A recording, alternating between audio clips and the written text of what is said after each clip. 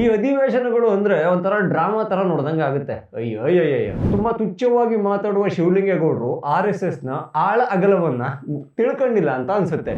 ARSS ಅಂತ ಏಕವಚನದಲ್ಲಿ ಮಾತಾಡೋಕೆ ಈ ಶಿವಲಿಂಗೇಗೌಡರು ಶುರು ಮಾಡಿದ್ರು.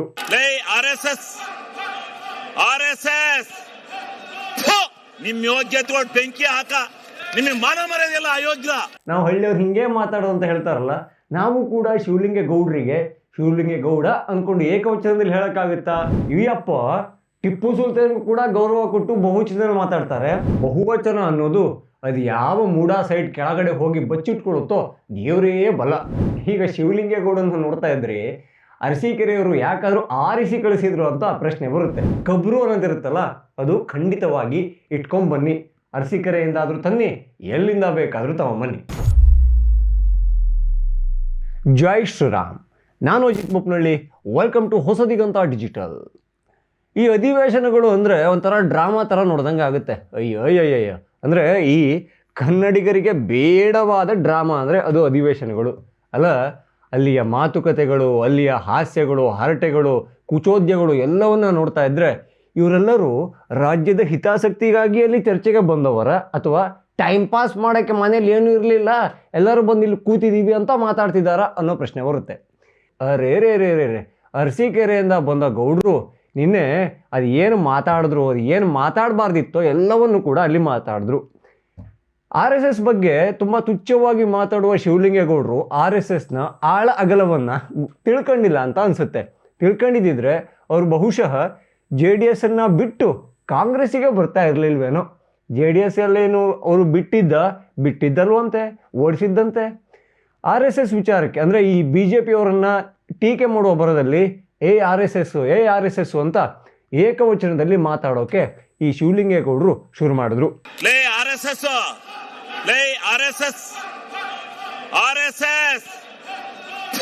ನಿಮ್ ಯೋಗ್ಯತೆ ಬೆಂಕಿ ಹಾಕ, ನಿಮಗೆ ಮಾನ ಮರ್ಯಾದೆಲ್ಲ ಅಯೋಗ್ಯ.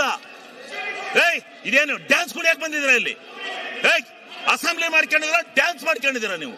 ಅಲ್ಲ, ನಮಗೂ ಅನ್ಸುತ್ತೆ, ನಾವು ಹಳ್ಳಿಯವರೇ ಅಲ್ಲ, ನನ್ನ ಹೆಸರಲ್ಲೂ ಬೊಪ್ಪನಹಳ್ಳಿ ಅಂತ ಇದೆಯಲ್ಲ, ಹಳ್ಳಿ ಭಾಷೆ ಅಂತ ಅವ್ರು ತೇಪೆ ಹಚ್ತಾರಲ್ಲ, ನಾವು ಹಳ್ಳಿಯವ್ರು ಹಿಂಗೆ ಮಾತಾಡೋದು ಅಂತ ಹೇಳ್ತಾರಲ್ಲ, ನಾವು ಕೂಡ ಶಿವಲಿಂಗೇಗೌಡ ಅಂದ್ಕೊಂಡು ಏಕವಚನದಲ್ಲಿ ಹೇಳೋಕ್ಕಾಗುತ್ತಾ? ನಮಗೊಂದು ಸಂಸ್ಕಾರವನ್ನು ಕೊಟ್ಟಿದ್ದಾರೆ. ಅದು ಹಳ್ಳಿಯಲ್ಲಿ ಬೆಳೆದ್ರು ಅಷ್ಟೇ, ದಿಲ್ಲಿಲಿ ಬೆಳೆದ್ರು ಅಷ್ಟೇ. ಈ ಶಿವಲಿಂಗೇಗೌಡರಿಗೆ ಅವರ ಗ್ರಾಮೀಣ ಭಾಷೆಯಲ್ಲಿ ಅದೆಷ್ಟು ಹಿಡಿತಾ ಇದೆ ಅಂದರೆ, ಅದೆಷ್ಟು ಹಿಂಗೆ ಪುಂಖಾನುಪುಂಖವಾಗಿ ಮಾತಾಡ್ತಾರೆ ಅಂದರೆ, ಅವ್ರ ಮನೆಯಲ್ಲಿ ಅವರ ತಂದೆಯವ್ರ ಜೊತೆಗೆ ಮಾತಾಡೋ ಥರನೇ RSS ವಿಚಾರಕ್ಕೆ ಮಾತಾಡಿದ್ರು. ಏಕವಚನದಲ್ಲಿ ಮಾತಾಡ್ತಾರೆ, ಗದರ್ತಾರೆ, ಅಬ್ಬರಿಸ್ತಾರೆ, ಬೊಬ್ಬೆ ಹೊಡಿತಾರೆ. ಕೊನೆಯಲ್ಲಿ ನಮ್ಮ ಈ ಹಳ್ಳಿ ಭಾಷೆಯೇ ಹಿಂಗೆ ಅನ್ನೋದು ಒಂದು ತೇಪೆಯನ್ನು ರೆಡಿ ಇಟ್ಕೊಂಡಿರ್ತಾರೆ. ನನಗೆ ಇನ್ನೊಂದು ಪ್ರಶ್ನೆ ಬರುತ್ತೆ. ಈ ಕಾಂಗ್ರೆಸ್ಸಿಗೆ ಬರೋಕೆ ಅಂದರೆ ಆ ಪಕ್ಷಕ್ಕೆ ಒಂದು ಜಾಯ್ನ್ ಆಗೋಕೆ ಈ ಅರ್ಹತೆಗಳು ಅಂತ ಇರುತ್ತೆ, ಈ ಮಾನದಂಡಗಳು ಅಂತ ಇರುತ್ತೆ. ಅದರಲ್ಲಿ ಈ ಥರ ಏಕವಚನದಲ್ಲಿ ಮಾತಾಡೋದು, ಸಂಸ್ಕಾರಹೀನವಾಗಿ ಮಾತಾಡೋದೇ ಒಂದು ಮಾನದಂಡ ಇದೆಯಾ ಅಂತ ಉದಾಹರಣೆಗೆ ಕೊಡೋದಾದರೆ CM ಸಿದ್ದರಾಮಯ್ಯನವರಿದ್ದಾರೆ. ರೇ ಅವರು ಏಕವಚನವನ್ನು ಯಾರಿಗೆ ಬಿಟ್ಟಿಲ್ಲ ಹೇಳಿ?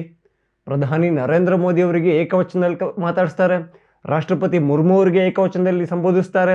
ಹಾಗೆ ನಿರ್ಮಲಾ ಸೀತಾರಾಮನ್ ವಿಚಾರಕ್ಕೂ ಅವಳು ಇದ್ಲಲ್ಲ ಅನ್ನೋ ಥರದಲ್ಲಿ ಭಾಷೆ ಬರುತ್ತೆ. ಅಂದರೆ ಅವ್ರು ಹೇಳ್ತಾರೆ, ನಾನು ಹಳ್ಳಿಯಿಂದ ಬಂದವನು, ಗ್ರಾಮೀಣ ಭಾಷೆ, ಗ್ರಾಮೀಣ ಸೊಗಡು, ಹಾಗಾಗಿ ನಾನು ಹಿಂಗೇ ಮಾತಾಡೋದು ಅಂತಾರೆ. ಆದರೆ ಅಪ್ಪಿ ತಪ್ಪಿ ಕನಸಲ್ಲಿ ಕೂಡ, ಕನವರಿಕೆಯಲ್ಲಿ ಕೂಡ ಈ ಶ್ರೀಮತಿ ಸೋನಿಯಾ ಗಾಂಧಿ ಅವರಿಗೆ, ಶ್ರೀಮಾನ್ ರಾಹುಲ್ ಗಾಂಧಿ ಅವರಿಗೆ, ಶ್ರೀಮತಿ ಪ್ರಿಯಾಂಕಾ ವಾಡ್ರಾ ಅವರಿಗೆ, ಹಾಗೆ ಗಾಂಧಿ ಕುಟುಂಬದ ಯಾವುದೇ ಒಂದು ಈ ಚಿಕ್ಕ ಪುಟ್ಟ ಮಕ್ಕಳೆಲ್ಲ ಇದಾವಲ್ಲ, ಅವರಿಗೂ ಕೂಡ ಏಕವಚನ ಬಳಸಿದ್ದನ್ನು ಯಾರೂ ಕೇಳಿಲ್ಲ. ರಾಹುಲ್ ಗಾಂಧಿ ಮನೆಯಲ್ಲಿ 2 ನಾಯಿ ಇದೆಯಲ್ಲ, ಅದೂ ಕೂಡ ಕೇಳಿಲ್ಲ. ಸೊ ಇವಪ್ಪ ಟಿಪ್ಪು ಸುಲ್ತಾನ್ಗೂ ಕೂಡ ಗೌರವ ಕೊಟ್ಟು ಬಹುವಚನದಲ್ಲಿ ಮಾತಾಡ್ತಾರೆ. ಆದರೆ ಪ್ರಧಾನಿ ಬಗ್ಗೆ ಹೇಳುವಾಗ, ರಾಷ್ಟ್ರಪತಿಗಳ ಬಗ್ಗೆ ಹೇಳುವಾಗ, ಹಾಗೆ ವಿಪಕ್ಷ ನಾಯಕರ ಬಗ್ಗೆ ಹೇಳುವಾಗ, ಪತ್ರಕರ್ತರ ಜೊತೆ ಮಾತಾಡುವಾಗ ಆ ಬಹುವಚನ ಅನ್ನೋದು ಅದು ಯಾವ ಮೂಡಾ ಸೈಡ್ ಕೆಳಗಡೆ ಹೋಗಿ ಬಚ್ಚಿಟ್ಕೊಳ್ಳುತ್ತೋ ದೇವರೇ ಬಲ. ಜನಪ್ರತಿನಿಧಿಗಳು ಅಂತ ಅಂದಾಗ ಅವರಿಗೊಂದು ವಿಶೇಷವಾದ ಜವಾಬ್ದಾರಿ ಇರುತ್ತೆ. ಈಗ ಶಿವಲಿಂಗೇಗೌಡನ ನೋಡ್ತಾ ಇದ್ರಿ, ಅರಸೀಕೆರೆಯವರು ಯಾಕಾದರೂ ಆರಿಸಿ ಕಳಿಸಿದ್ರು ಅಂತ ಪ್ರಶ್ನೆ ಬರುತ್ತೆ. ಅಂದರೆ ಅದೊಂದು ವೇದಿಕೆ, ನಿಮಗೆ ಕಿಮ್ಮತ್ತಿಲ್ಲದೆ ಇದ್ದರೂ ನಿಮಗೊಂದು ಅಲ್ಲಿ ಹುದ್ದೆ ಇದೆಯಲ್ಲ ಶಾಸಕರು ಅಂತ, ಆ ಹುದ್ದೆಗೊಂದು ತುಂಬ ಕಿಮ್ಮತ್ತಿದೆ. ಅದು ನೀವು ಜನರಿಂದ ಮತ ಅನ್ನೋ ಭಿಕ್ಷೆಯನ್ನು ತಗೊಂಡು ಬಂದು ಕೂತಿರೋದು. ಅಂದರೆ ಜನ ನಿಮ್ಮನ್ನ ಎತ್ತಿ ಅಲ್ಲಿ ಕೂರಿಸಿರೋದು. ಹಾಗಾಗಿ ನಿಮಗೆ ಸಂಸ್ಕಾರ ಇಲ್ಲದೆ ಇದ್ದರೂ ಅಲ್ಲಿಗೊಂದು ಹುದ್ದೆಗೊಂದು ಕಿಮ್ಮತ್ತಿದೆಯಲ್ಲ, ಅದಕ್ಕೆ ತಕ್ಕಂಗೆ ಮಾತನಾಡೋದನ್ನು ಕಲ್ತ್ಕೊಂಡೇ ಬರಬೇಕಾಗುತ್ತೆ. ಸಾಕಷ್ಟು ವಿಚಾರಗಳು ನಮಗೆ ಗೊತ್ತಿಲ್ಲ ಅಂದರೆ, ಅದು ನಮ್ಮ ಬದುಕಿಗೆ ಬೇಕು ಅಂದರೆ ನಾವು ಕಲಿಯೋದಿಲ್ವಾ?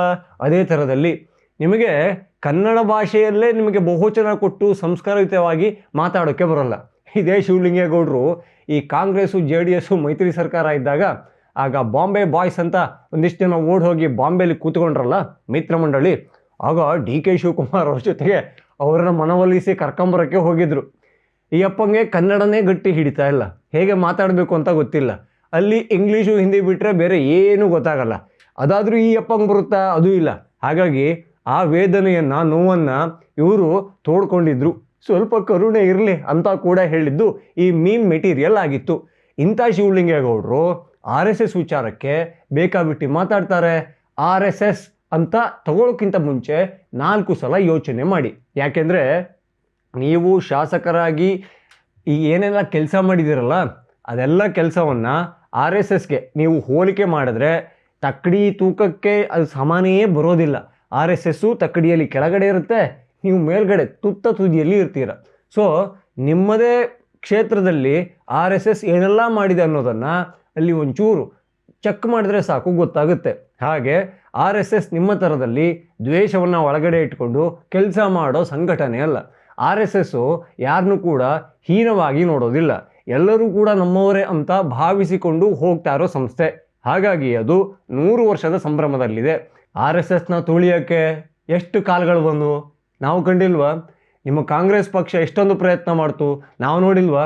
ಈಗಲೇ ಇರುವ ನಿಮ್ಮ ಪ್ರಿಯಾಂಕ ಖರ್ಗೆ ಅವರು ಏನೆಲ್ಲ ಪ್ರಯತ್ನ ಪಟ್ಟರು ಅವ್ರ ಕ್ಷೇತ್ರದ ಪಥ ಸಂಚಲನ ನಿಲ್ಲಿಸೋಕ್ಕೆ. ಅದು ತುಂಬ ಫ್ರೆಶ್ ಆಗಿಲ್ವಾ? ಹಾಗಾಗಿ RSSನ್ನು ತುಳಿಬಹುದು ಅನ್ನೋದೊಂದು ಕನಸನ್ನು ಕಾಣಬಹುದು ಅಷ್ಟೇ. RSSನ ಬೈಕೊಂಡು ಓಡಾಡಬೇಕು ಅಷ್ಟೇ. ಬಟ್ RSSನ ಏನೂ ಮಾಡೋಕ್ಕಾಗಲ್ಲ. ಹಾಗೆ ಈ BJPಯವ್ರನ್ನ BJPಯವರೇ ಅಂತಲೇ ಹೇಳಿ, ಅಲ್ಲಿ ಕೂಡ ಸಾಕಷ್ಟು RSSಗೆ ಸಂಬಂಧ ಪಡೆದೇ ಇರೋರು ಕೂಡ ಬಂದಿದ್ದಾರೆ. ಸೊ RSSೇ ಬೇರೆ, BJP ಬೇರೆ. ಇದನ್ನು ನೀವು ನೀಟಾಗಿ ಅರ್ಥ ಮಾಡ್ಕೋಬೇಕು. RSS ಕಾರ್ಯಕರ್ತರು ನಿಮ್ಮ ಕಾಂಗ್ರೆಸ್ ಪಕ್ಷದಲ್ಲೂ ಇದ್ದಾರೆ, ಅದು ಕೂಡ ನಿಮ್ಮ ತಲೆಯಲ್ಲಿರಲಿ. RSSಸು ಥೂ ಅಸಹ್ಯ ಇಂಥವೆಲ್ಲ ಮಾತಾಡುವಾಗ ಮೈ ಮೇಲೆ ಕಬ್ರು ಅನ್ನೋದಿರುತ್ತಲ್ಲ, ಅದು ಖಂಡಿತವಾಗಿ ಇಟ್ಕೊಂಬನ್ನಿ. ಅರಸೀಕೆರೆಯಿಂದಾದರೂ ತನ್ನಿ, ಎಲ್ಲಿಂದ ಬೇಕಾದರೂ ತಗೊಂಬನ್ನಿ. ಇನ್ನೂ ಯಾರಲ್ಲ ಹೊಸದೇಗಂತ ಡಿಜಿಟಲನ್ನು ಸಬ್ಸ್ಕ್ರೈಬ್ ಆಗಿಲ್ವೋ ಈ ಕೂಡಲೇ ಆಗಿ. ಹಾಗೆ ಎಲ್ಲ ವಿಡಿಯೋಗಳಿಗಾಗಿ ಬೆಲ್ ಐಕಾನನ್ನು ಒತ್ತಿ. ಜೈ ಶ್ರೀರಾಮ್.